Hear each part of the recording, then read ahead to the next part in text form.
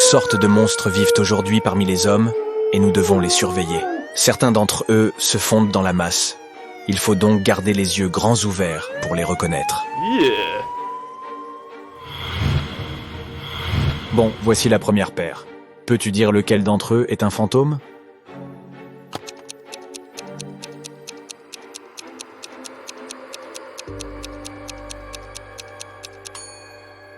Eh bien, ce type a laissé des empreintes de pas.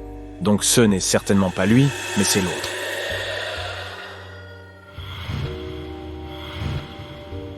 Passons ensuite à un vampire. Peux-tu trouver de quelle personne de la fête il s'agit ?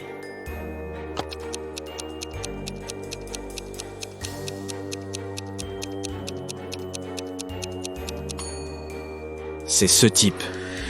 Il n'a pas d'ombre, contrairement à tous les autres.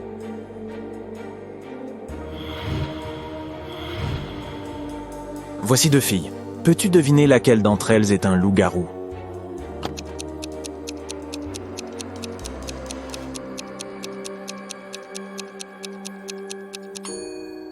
La dame de gauche a des jambes poilues, mais ce n'est pas un crime. Quant à la dame de droite, elle a laissé quelques griffures sur le mur parce qu'elle est le loup-garou. Esmée se promenait dans une forêt. Et devine quoi ? Oui, elle s'est perdue. Après avoir marché un peu, elle a trouvé la maison de sa vieille amie, la sorcière. Elle a caressé le chat et a demandé à la sorcière de la ramener chez elle. Comme toujours, la sorcière avait une énigme pour Esme. La réponse est dans ta tête avant même que tu n'y penses. Elle peut t'amener à penser à de mauvaises réponses, mais est en elle-même correcte en fin de compte. Alors, qu'est-ce que c'est ?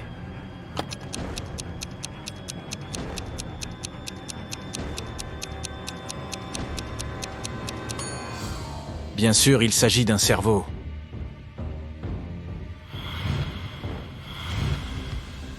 Le gérant d'un magasin de vêtements a remarqué que certains articles avaient commencé à disparaître. Il a d'abord pensé qu'il s'agissait d'une erreur, mais le problème a persisté pendant des mois et il a investi dans des caméras de sécurité. Au bout de 6 mois, il a visionné les images. Peux-tu y jeter un coup d'œil et comprendre ce qui est arrivé aux vêtements ?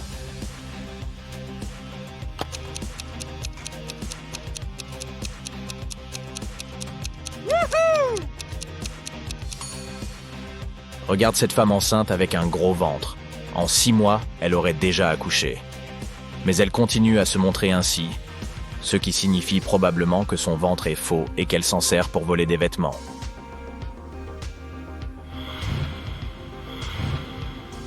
Taylor avait envie de ses biscuits préférés qui n'étaient vendus que dans un magasin particulier à l'extérieur de la ville.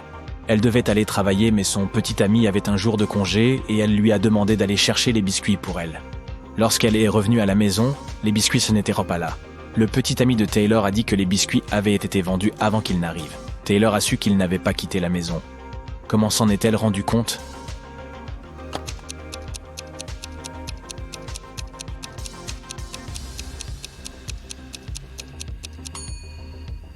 Le magasin est situé à l'extérieur de la ville. Son petit ami doit donc s'y rendre en voiture.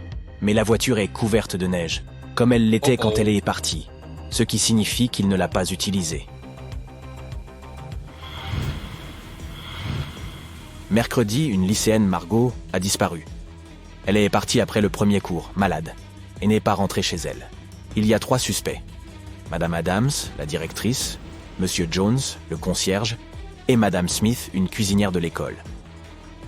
Madame Adams a déclaré « La mère de Margot m'a appelé et j'ai permis à la fille de partir ». Monsieur Jones a déclaré « Je ne sais pas exactement à quoi ressemble Margot ». Madame Smith a déclaré « J'ai vu la fille au déjeuner. Elle avait l'air assez malade et n'a pris qu'un yaourt. Qui doit être emmené pour un interrogatoire plus approfondi ?»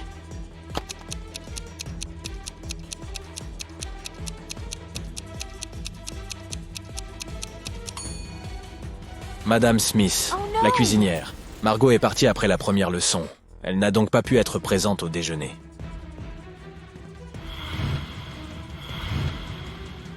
Dans un univers parallèle, il n'était permis que de s'amuser et de manger des bonbons. Personne ne lisait ni n'étudiait. Madame Raylim rentre à la maison après une longue journée passée dans un club. Eux 3 filles étaient censées s'amuser elles aussi. Lorsque la femme est rentrée, elle a remarqué que quelqu'un avait fait du jardinage à la place. Hannah a dit « J'ai regardé des films toute la journée. » Ella a dit « Je suis allée camper avec des amis. » Eva a dit « J'étais dans ma chambre, je jouais à Uno. » Madame Reilly m'a compris laquelle de ses filles mentait. Qui était-ce?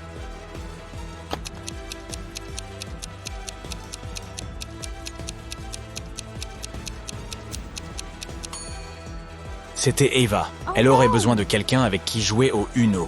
Elle ne pouvait pas le faire toute seule. Faisons maintenant une petite pause et testons ton attention. Voici une balle et 3 gobelets. Je vais mettre la balle ici, dans le gobelet le plus à gauche. Ta tâche consiste à regarder la balle et à me dire où elle se trouve. Allons-y. Alors, où est la balle?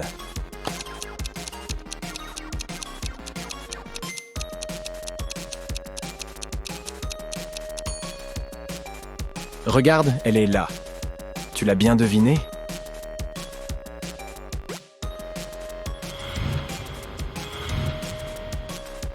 Recommençons.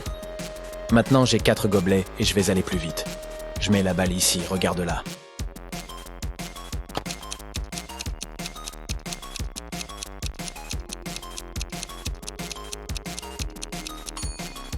Alors, où penses-tu qu'elle se trouve? Dans cette tasse.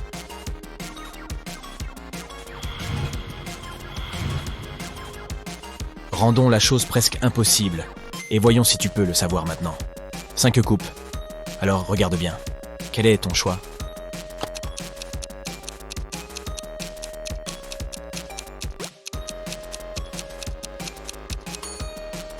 Elle est ici. Bon travail.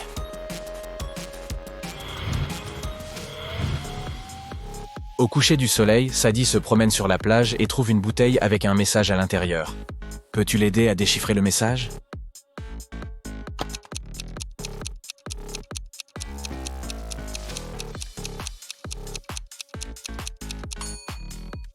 Ce code a été utilisé pour la première fois par Jules César, d'où son nom de boîte de César. Pour déchiffrer le message, il faut diviser le code en 5 groupes de 5 et les réarranger verticalement comme ceci. Il ne te reste plus qu'à le lire verticalement, colonne par colonne.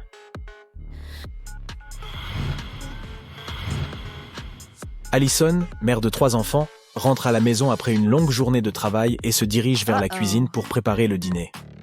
Quelqu'un avait déjà mangé. Un sandwich à la pâte de chocolat. Tu vois ces miettes de pain et un peu de chocolat sur le couteau? Sisfeld savait qu'aucun encas sucré n'était autorisé avant le dîner. Allison est donc montée à l'étage et a trouvé ses 3 filles en train de faire leurs devoirs. Peux-tu dire laquelle d'entre elles a mangé le sandwich au chocolat?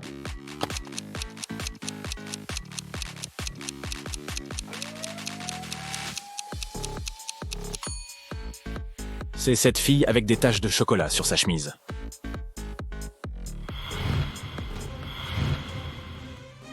Alors que M. Coleman, un homme riche, était en vacances, son manoir a été cambriolé.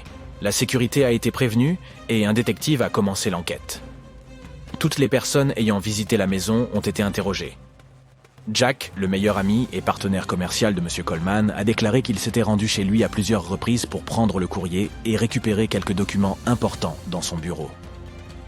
John, le jardinier, a dit qu'il était venu chaque semaine pour s'occuper du jardin. L'homme de ménage a déclaré qu'il venait chaque mercredi pour faire le ménage. L'inspecteur a relevé les empreintes digitales de chacun des suspects, ainsi que quelques empreintes provenant du bureau de M. Coleman. Examine-les attentivement et essaye de déterminer qui doit être arrêté.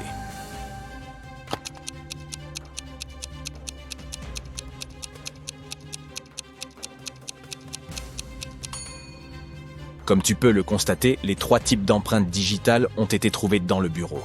Mais si Jack et Ben avaient une raison d'être là, ce n'était pas le cas du jardinier. Il doit donc être le voleur.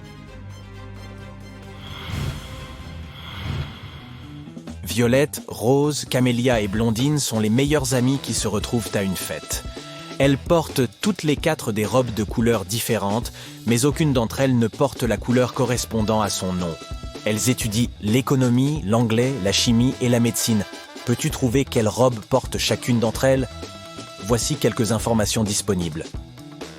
Camélia est plus jeune que la fille en rose et que celle qui étudie l'anglais. La fille en rose, la fille en rouge et Blondine parlent espagnol. L'étudiante en économie, qui n'est pas Rose, est fiancée au frère de la fille en violet. L'étudiante en anglais et la fille en violet aiment le café.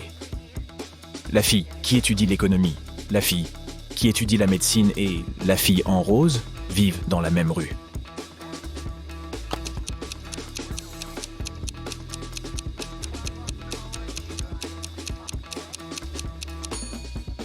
Ok, voici la solution. Blondine ne porte pas du noisette parce que c'est la couleur de son nom. Nous savons également qu'elle ne peut pas être la fille en rose ou en rouge, elle porte donc du violet. D'après les énoncés 1 et 5, nous savons que la fille en rose n'étudie pas l'anglais, l'économie ou la médecine. Elle étudie donc la chimie. La fille en violet n'étudie ni l'économie ni l'anglais. Elle étudie donc la médecine. Rose n'étudie pas l'économie et ne peut pas non plus étudier la chimie parce qu'elle ne porte pas de rose.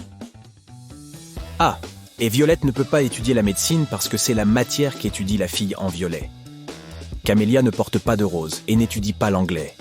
Camélia porte donc du noisette. Rose porte du rouge et Violette porte du rose.